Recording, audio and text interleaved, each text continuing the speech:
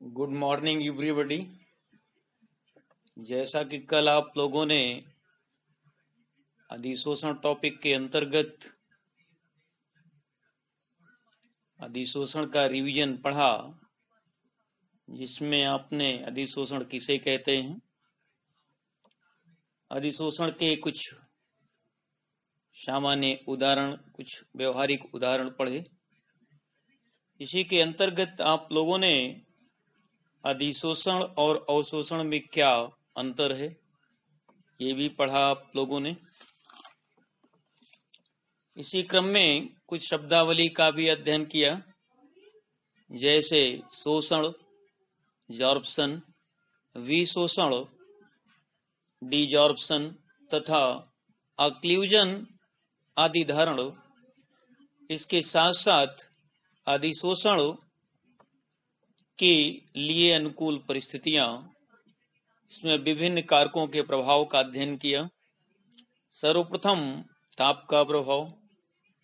इसमें अधिशोषण ताप बढ़ाने पर घटता है, किंतु ताप कम करने पर अधिशोषण की दर बढ़ती है, अर्थात अधिशोषण के लिए निम्न ताप अनुकूल है। इसी क्रम में आप लोगों ने पढ़ा अधिशोषण पर दाब का प्रभाव, अर्थात दाब बढ़ाने पर अधिशोषण की दर बढ़ती है, अतः अधिशोषण के लिए सदैव उच्च दाब अनुकूल होगा। इसी क्रम में अधिशोषण पृष्ठ के क्षेत्रफल पर या उसके भार अनुपात पर भी निर्भर किया। पृष्ठ का क्षेत्रफल बढ़ने के साथ अधिशोषण की दर बढ़ती है। इसको आप लोगों ने उत्प्रेरण के संबंध में उत्प्रेरक की सक्रियता पढ़ी कि उत्प्रेरक की सक्रियता पृष्ठ क्षेत्रफल बढ़ने के साथ बढ़ जाती है। इसके लिए उत्प्रेरक के रूप में प्रयुक्त कुछ धातुओं के आप लोगों ने उदाहरण पढ़े, जैसे निकिल धातु का प्रयोग न करके निकिल चूर्ण का प्रयोग किया गया, कॉपर धातु का प्रयोग न करके कॉपर छीलन का प्रयोग किया गया। तो इस तरह से आप लोगों ने क्षेत्रफल, अधिशोषण क्षेत्रफल पृष्ठ के क्षेत्रफल से भी प्रभावित होता है। इसके साथ साथ अधिशोषित गैस की प्रकृति पर भी अधिशोषण निर्भर करता है। क्रांतिक ताप बढ़ने के साथ गैस के द्रवित होने की दर बढ़ती है, साथ साथ अधिशोषण की मात्रा में वृद्धि होती है। क्रांतिक ताप किसे कहते हैं ये आप लोगों ने पढ़ा। वो न्यूनतम ताप जिसके ऊपर कितना भी दाब बढ़ा दिया जाए कोई भी गैस द्रवित नहीं होती, वो उस गैस का क्रांतिक ताप कहलाता है। ये बातें कल के लेक्चर में रिवीजन के तौर पे आप लोगों ने पढ़ा। इसी क्रम में अधिशोषण की क्रियाविधि पढ़ेंगे। आज के लेक्चर का रिवीजन अधिशोषण की क्रियाविधि। तो आइए, इसमें जैसा कि आप पहले पढ़ चुके हैं, ये रिवीजन का दौर चल रहा है, इसलिए आप लोग इसको थोड़ा ध्यान से समझने की कोशिश करें। सर्वप्रथम अधिशोषक के अंदर कणों के मध्य लगने वाले असंतुलित आकर्षण बल सतह पर अधिशोषण के लिए उत्तरदायी होते हैं। अधिशोषण ऊष्मा उत्सर्जन के साथ संपन्न होता है, अर्थात अधिशोषण एक ऊष्माक्षेपी प्रक्रम है। अतः अधिशोषण की प्रक्रिया के लिए एंथैल्पी परिवर्तन अर्थात डेल्टा एच का मान ऋणात्मक होता है। अधिशोषण में अणुओं की स्वतंत्रता प्रतिबंधित होती है। इससे अधिशोषण के पश्चात पदार्थ यानी गैस की एंट्रोपी भी घटती है, अर्थात गैस की एंट्रोपी का मान भी ऋणात्मक होता है। तो यहाँ पर अधिशोषण के लिए एंथैल्पी परिवर्तन और एंट्रोपी परिवर्तन ये दोनों ऋणात्मक होने चाहिए। इसके साथ साथ अधिशोषण प्रक्रम को स्वतः होने के लिए मुक्त ऊर्जा में कमी अर्थात डेल्टा जी ऋणात्मक आना आवश्यक है। तो जैसा कि आप लोगों ने पढ़ा है, एक समीकरण है डेल्टा जी बराबर delta H minus T delta S के अनुसार डेल्टा जी तब ऋणात्मक होगा जब डेल्टा एच का मान अधिक ऋणात्मक, क्योंकि डेल्टा टीएस का मान धनात्मक होगा। इसलिए अधिशोषण प्रक्रम को स्वतः होने के लिए मुक्त ऊर्जा का ऋणात्मक होना आवश्यक है। इसके साथ साथ एंट्रोपी परिवर्तन की तुलना में एंथैल्पी परिवर्तन अधिक ऋणात्मक होना चाहिए।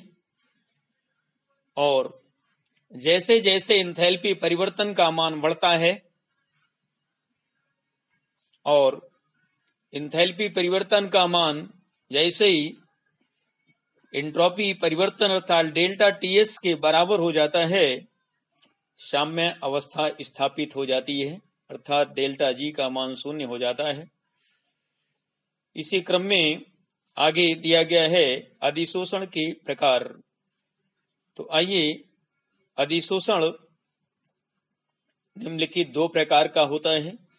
इसमें पहले आप पढ़ेंगे भौतिक अधिशोषण, फिजिकल एडजॉर्प्शन। भौतिक अधिशोषण में अधिशोष और अधिशोषक के मध्य वंडर वाल क्रियाएं दीर्घ परास किंतु दुर्बल होती हैं। भौतिक अधिशोषण ऊष्माक्षेपी प्रक्रम अतः भौतिक अधिशोषण की दर ताप घटाने से बढ़ती है।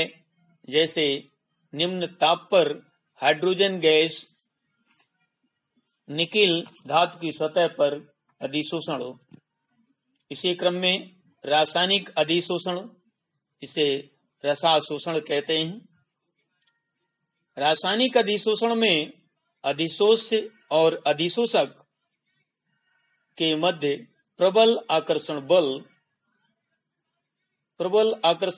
प्रायः सहसंयोजी बंध होते हैं, कार्य करते हैं।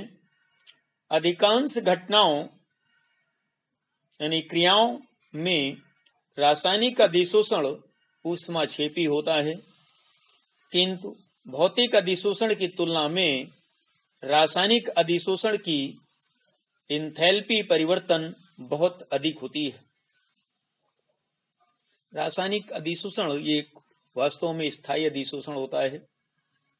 इसमें अधिशोष और अधिशोषक कणों के मध्य प्रबल सहसंयोजी बंध कार्य करते हैं। इसी क्रम में रासायनिक अपक्रिया की दर ताप घटाने से रासायनिक अधिशोषण की दर ताप घटाने से बढ़ती है।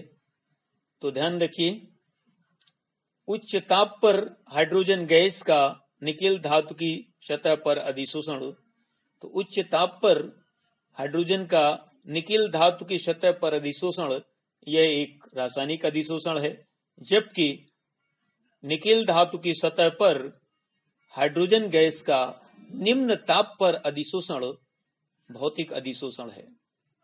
तो ये था रासायनिक अधिशोषण और भौतिक अधिशोषण तथा उनके क्या उदाहरण हैं।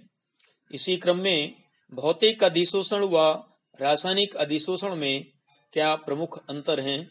तो आइए, भौतिक अधिशोषण पहला पॉइंट है, इसमें अधिशोष व अधिशोषक के मध्य दुर्बल वंडर वाल बल कार्य करते हैं। रासायनिक अधिशोषण में प्रबल सहसंयोजी बंध कार्य करते हैं। नंबर 2, भौतिक अधिशोषण सामान्य ताप पर होता है। रासायनिक अधिशोषण उच्च ताप पर होता है। भौतिक अधिशोषण में अधिशोषण ऊष्मा का मान निम्न होता है रासायनिक अधिशोषण में अधिशोषण ऊष्मा का मान उच्च होता है। भौतिक अधिशोषण निम्न ताप पर होता है। रासायनिक अधिशोषण उच्च ताप पर होता है। भौतिक अधिशोषण के लिए सक्रियण ऊर्जा का मान कम होता है। रासायनिक अधिशोषण के लिए सक्रियण ऊर्जा का मान उच्च होता है। भौतिक अधिशोषण बहुआण्विक परत का निर्माण होता है। भौतिक अधिशोषण में बहुआण्विक परत का निर्माण होता है। रासायनिक अधिशोषण में एक आणविक परत का निर्माण होता है।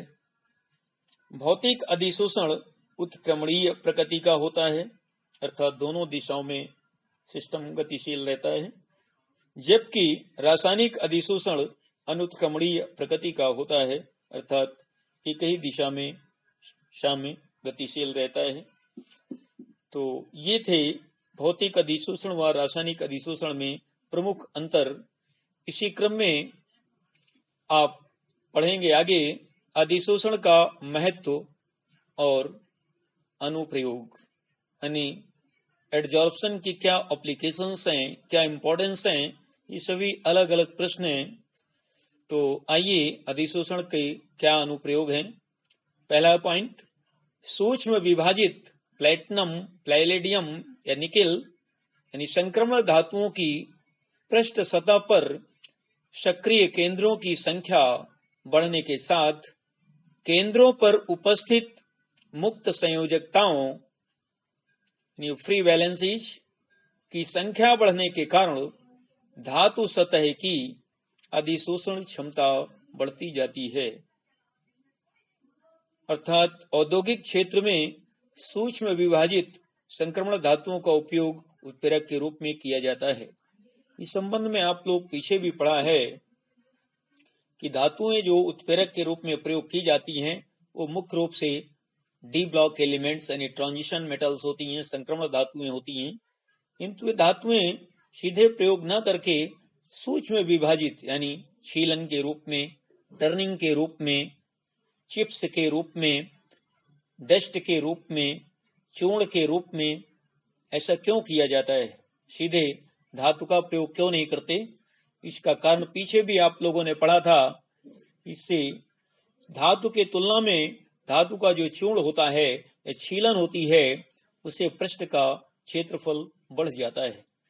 पृष्ठ का क्षेत्रफल बढ़ने के साथ साथ इसमें साइड यानी फलक, कॉर्नर्स यानी कोने, कोर्स यानी किनारे, इसी तरह सभी की संख्या बढ़ने के साथ साथ सक्रिय केंद्रों की संख्या बढ़ जाती है।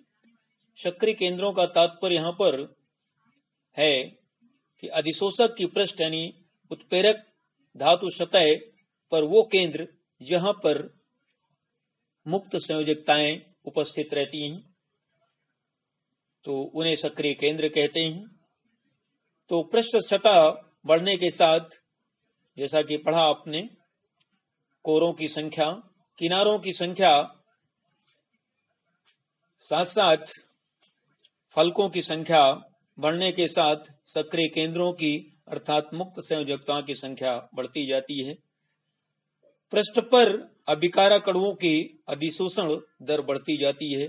अधिशोषण दर बढ़ने के साथ पृष्ठ पर अभिकारक पदार्थ की सांद्रता बढ़ने के कारण परस्पर टक्करों की संख्या बढ़ती है। टक्करों की संख्या बढ़ने के साथ अभिकारक अणुओं की औसत गतिज ऊर्जा बढ़ती है, फलस्वरूप अपक्रिया की दर बढ़ जाती है। तो यही कारण है कि औद्योगिक क्षेत्र में धातुओं का सीधे प्रयोग न करके उनके चूर्ण प्रयोग किए जाते हैं। इसी क्रम में अधिशोषण का दूसरा एप्लीकेशन है अशुद्ध चीनी में उपस्थित पीले भूरे रंग के विलयन को जंतु चारकोल के साथ उबालने पर रंगीन विलयन चारकोल की सतह पर अधिशोषित होने के कारण चीनी से पृथक हो जाते हैं। ये चीनी उद्योग में तो चीनी शीरा बनता है तो चीनी क्रिस्टल के साथ शीरा भी रहता है, वो पीले भूरे रंग का रहता है। तो चीनी के क्रिस्टल से उस अपद्रव्य यानी वेस्टेज को पृथक करने के लिए जंतु चारकोल, चारकोल का मतलब जला हुआ कोयले से है, तो एनिमल बॉडी यानी बोन है या स्किन है, एनिमल बॉडी को जलाने से जो कोयला बनता है वो एनिमल चारकोल कहलाता है। तो उसमें ये अपद्रव्य यानी पीले भूरे रंग के जो कण होते हैं रंगीन, वो एब्जॉर्ब हो जाते हैं और शुद्ध चीनी के क्रिस्टल पृथक हो जाते हैं। तो इस तरह से अधिशोषण का चीनी के पृथक्करण में, चीनी के शोधन में, चीनी उद्योग में बहुत महत्व है। इसी क्रम में एक तीसरा एप्लीकेशन दिया गया है नारियल चारकोल। जैसे एनिमल चारकोल एनिमल बॉडी को जलाने से प्राप्त कोयला, उसी तरह नारियल को जलाने से जो प्राप्त कोयला वो नारियल चारकोल। तो नारियल चारकोल पर भिन्न भिन्न ताप क्रमों पर भिन्न भिन्न अक्रिय गैसों को अधिशोषित करने की प्रवृत्ति होती है। इस विधि का उपयोग अक्रिय गैसों के पृथक्करण में किया जाता है। तो यहाँ पर भिन्न भिन्न तापक्रमों पर अक्रिय गैसों का अर्थ शून्य वर्ग के तत्व हैं, ऐसा कि आप पीछे में आप लोग पढ़ चुके हैं। हीलियम, नियॉन, ऑर्गन, क्रिप्टॉन, ये इनर्ट गैसेस होती हैं। इनको पृथक करने की ये एक औद्योगिक विधि है। नारियल चारकोल में से इसका अधिशोषण करते हैं और अलग अलग सक्रियता के आधार पर अलग अलग तापक्रम में इनको शुद्ध अवस्था में प्राप्त कर लिया जाता है। तो ये था आज का लेक्चर, यहीं से समाप्त होता है। और जिसमें जहां भी फिर आपको कोई दिक्कत आती है तो उसमें आप लोग बराबर कंसल्ट कर सकते हैं और इसको आप लोग तैयार भी करते चलें। तो आज का लेक्चर यहीं से समाप्त होता है।